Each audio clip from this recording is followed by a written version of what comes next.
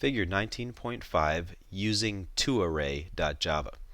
In this example, we're going to demonstrate a capability of lists to convert themselves into arrays so that you can actually extract the contents of the list and give it back to a piece of your program as an array of objects as opposed to a linked list or list of objects.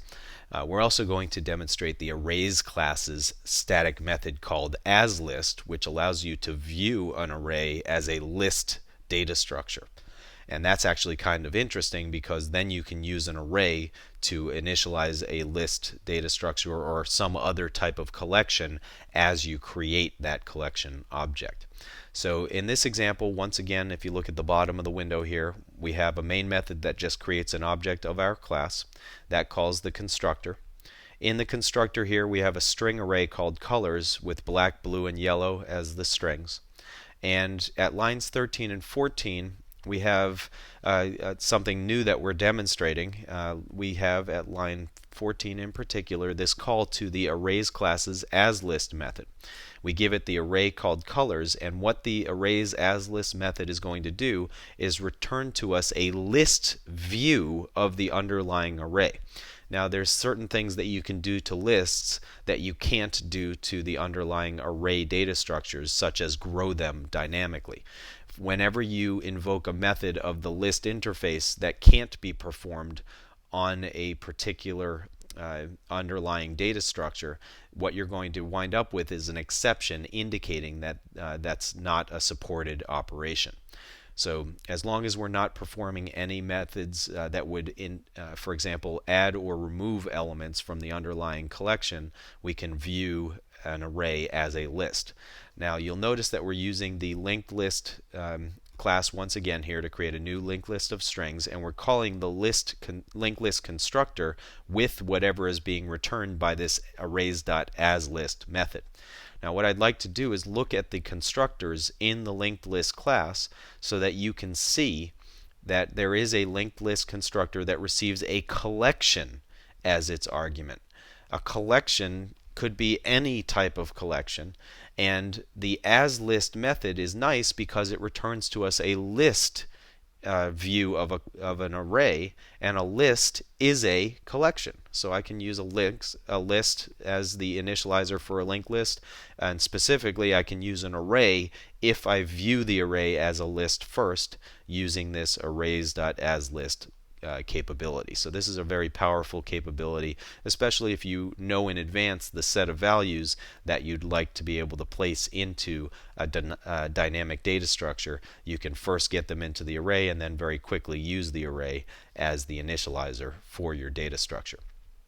So after we go ahead and place black, blue, and yellow into this new linked list, we then also demonstrate some other capabilities of linked lists. Add last allows you to add an element to the end of the linked list.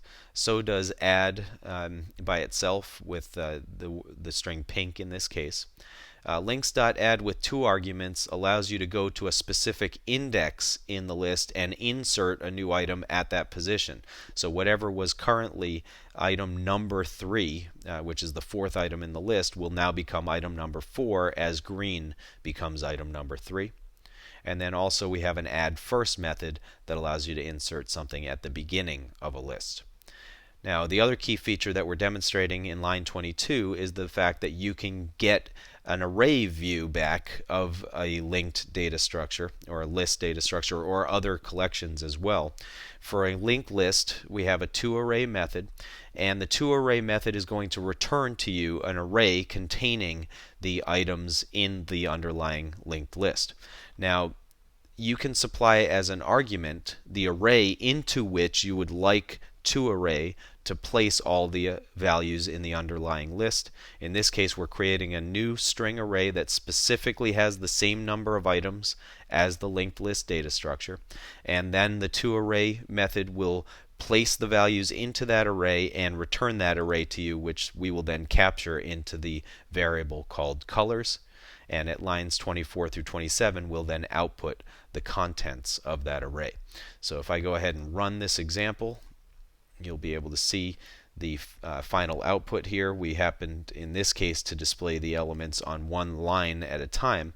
And just going back to look at how we initialized the array, or the list rather, in the first place, we started with black, blue, and yellow. Then we added red after yellow, and we added pink after red. Then we went to position number 3, which was the 4th element, and inserted green. And then we put cyan at the beginning. So you can see that cyan is indeed at the beginning and pink is at the end.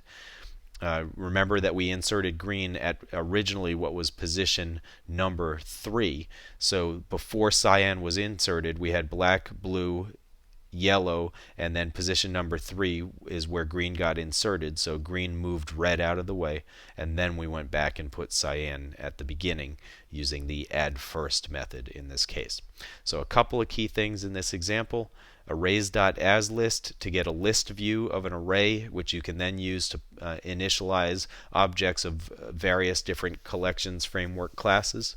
We showed you some of the additional add method capabilities of the linked list data structure.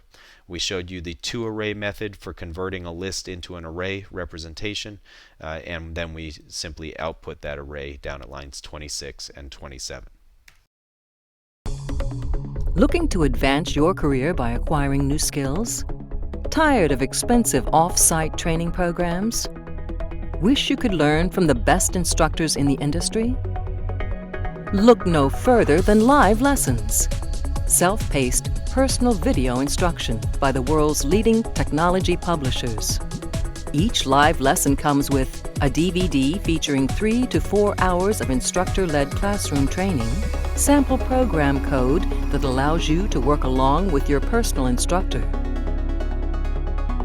and an example-rich study guide. Live lessons allow you to watch the entire course from start to finish, or navigate directly to any of the individual lessons. You'll literally watch over the shoulder of your instructor as he shows you how to build state-of-the-art applications.